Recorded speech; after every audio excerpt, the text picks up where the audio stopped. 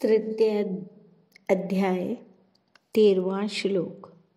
यज्ञशिष्टाशिनः संतो मुच्यन्ते सर्व किल्बिषः भुञ्जते ते त्वघं पापा ये पचन्ति आत्मकारणात्।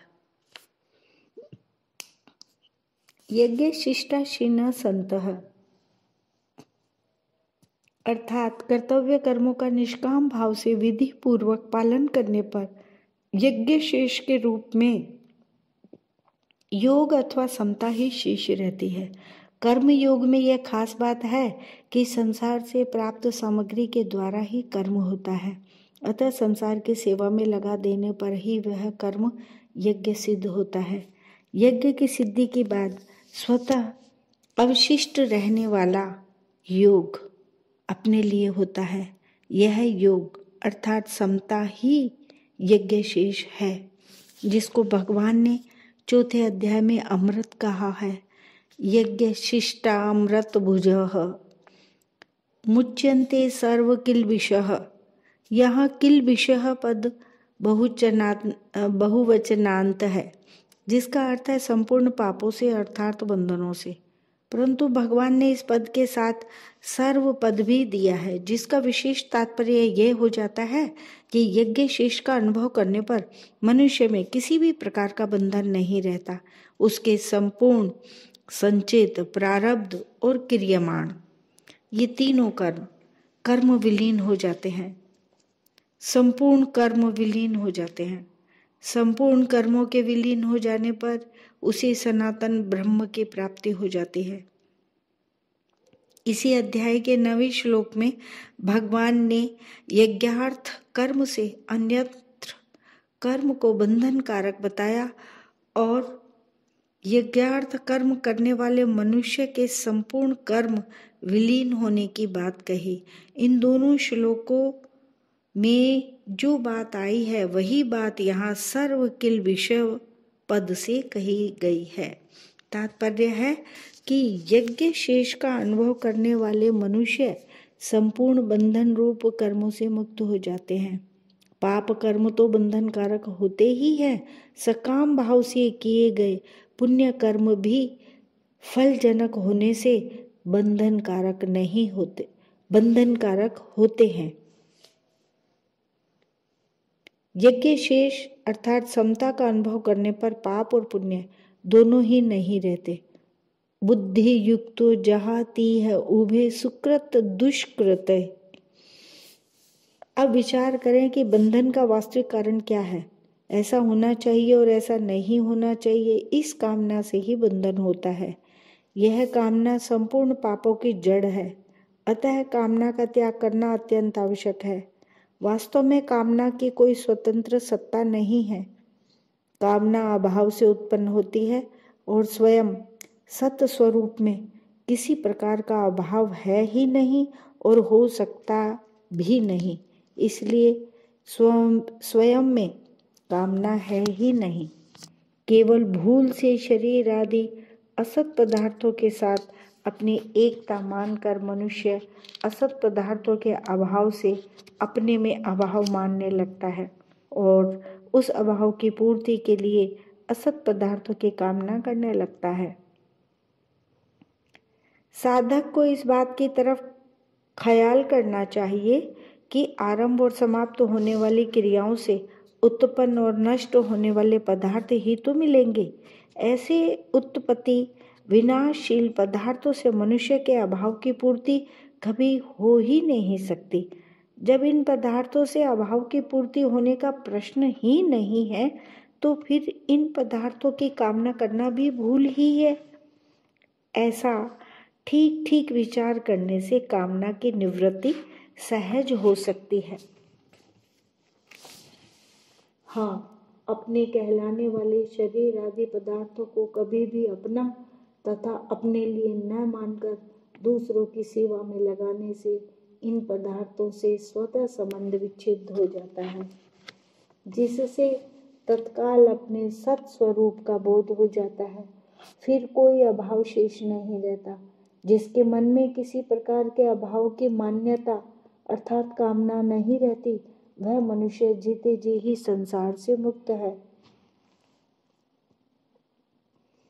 ये पचंती आत्म कारणात, अर्थात अपने लिए कुछ भी चाहने का भाव, अर्थात स्वार्थ, कामना, ममता, आसक्ति एवं अपने को अच्छा कहलाने का किंचित भी भाव आत्म कारणात पद के अंतर्गत आ जाता है। मनुष्य में स्वार्थ बुद्धि जितनी ज्यादा होती है वह उतना ही ज्यादा पापी होता है। यहाँ पचंती पद उपलक्षक है, जिसका अर्थ केवल पकाने से ही न होकर खाना, पीना, चलना, बैठना आदि समस्त सांसारिक क्रियाओं की सिद्धि से है। अपना स्वार्थ चाहने वाला व्यक्ति अपने लिए पकाए अर्थात कार्य करे अथवा दूसरे के लिए, वास्तव में वह अपने लिए ही पकाता है। इसके विपरीत अपने स्वार्थ भाव का त्याग करके कर्तव्य कर्म करने वाला साधक अपने कहलाने वाले शरीर के लिए पकाए अथवा दूसरे के लिए, वास्तव में वह दूसरे के लिए ही पकाता है। संसार से हमें जो भी सामग्री मिली है उसे संसार की सेवा में न लगाकर अपने सुख भोग में लगाना ही अपने लिए पकाना है। संसार के छोटे से छोटे अंश शरीर को अपना और अपने लिए मानना महान पाप है, परंतु शरीर को अपना न मानकर इसको आवश्यकता अनुसार अन्न, जल, वस्तु आदि देना और इसको आलसी, प्रमादी, भोगी नहीं होने देना इस शरीर की सेवा है, जिससे शरीर में ममता आसक्ति नहीं रहती। मनुष्य को अपने कर्म का फल स्वयं भोगना पड़ता है, परंतु उसके द्वारा किए गए कर्मों का प्रभाव संपूर्ण संसार पर पड़ता है।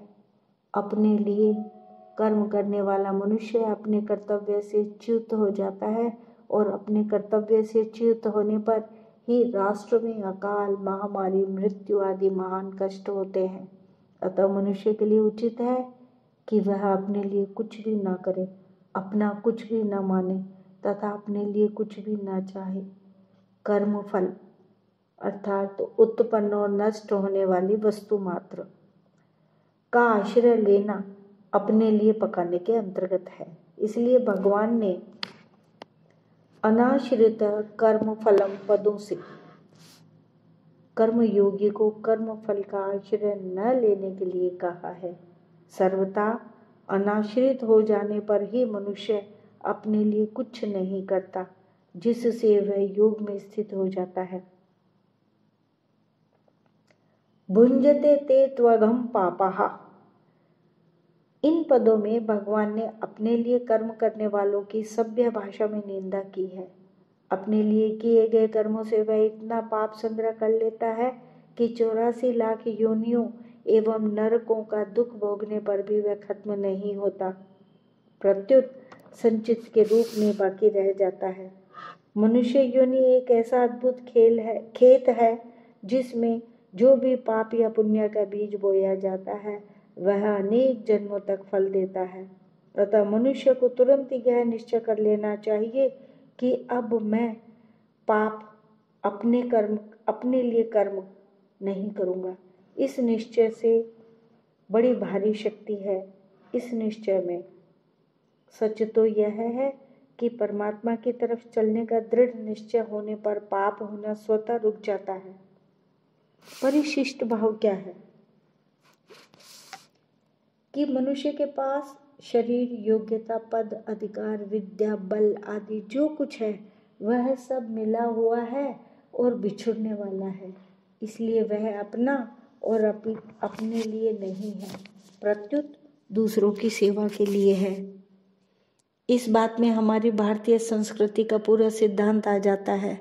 जैसे हमारे शरीर के सब अवयव शरीर के हित के लिए है, ऐसे ही संसार के सभी मनुष्य संसार के हित के लिए है। कोई मनुष्य किसी भी देश, वेश, वर्ण, आश्रम आदि का क्यों न हो, अपने कर्मों के द्वारा दूसरों की सेवा करके सुगमता पूर्वक अपना कल्याण कर सकता है। हमारे में जो कुछ भी विशेषता है वो दूसरों के लिए है, अपने लिए नहीं। अगर सभी मनुष्य ऐसा करने लगें तो कोई भी बद्ध नहीं रहेगा, सब जीवन मुक्त हो जाएंगे।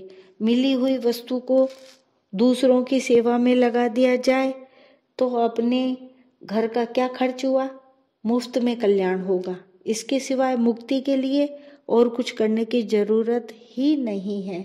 जितना हमारे पास है उसी को सेवा में लगाने की जिम्मेवारी है, उससे अधिक की जिम्मेवारी है ही नहीं।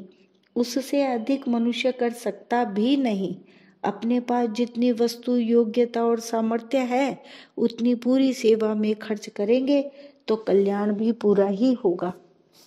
वास्तव में शरीर से संसार का ही काम होता है, अपना काम होता ही नहीं, क्योंकि शरीर हमारे लिए है ही नहीं। कुछ ना कुछ काम करने के लिए ही शरीर की जरूरत होती है। अगर कुछ भी ना करें तो शरीर की क्या जरूरत। इसलिए शरीर के द्वारा अपने लिए कुछ करना ही दोष है। मिली हुई वस्तु के द्वारा हम अपने लिए कुछ नहीं कर सकते, प्रत्युत उसके द्वारा संसार की सेवा कर सकते हैं। शरीर संसार का अंश है, अतः इससे जो कुछ होगा संसार के लिए ही होगा। संसार से आगे शरीर, इंद्रिया, मन, बुद्धि जा सकते ही नहीं। इनको संसार से अलग कर सकते ही नहीं। इसलिए अपने सुख के लिए कर्म करना मनुष्यपना नहीं है, प्रत्युत राक्षसपना है, असुरपना है। वास्तव में मनुष्य वही है जो दूसरों के हित के लिए कर्म करता है। अपने सुख के लिए कर्म करने वाले पाप का ही भक्षण करते हैं, अर्थात सदा दुखी ही रहते हैं। और दूसरे के हित के लिए कर्म करने वाले संपूर्ण पापों से मुक्त हो जाते हैं, अर्थात सदा के लिए सुखी हो जाते हैं। यज्ञ शिष्टाम अमृत भुजो यान्ति ब्रह्म सनातना। मुझे घोर कर्म में क्यों लगाते हैं? अर्जुन के इस प्रश्न के उत्तर में भगवान अनेक हेतु देते हुए आगे के 2 श्लोकों में सृष्टि चक्र की सुरक्षा के लिए भी यज्ञ अर्थात कर्तव्य कर्म करने की आवश्यकता का प्रतिपादन करते हैं।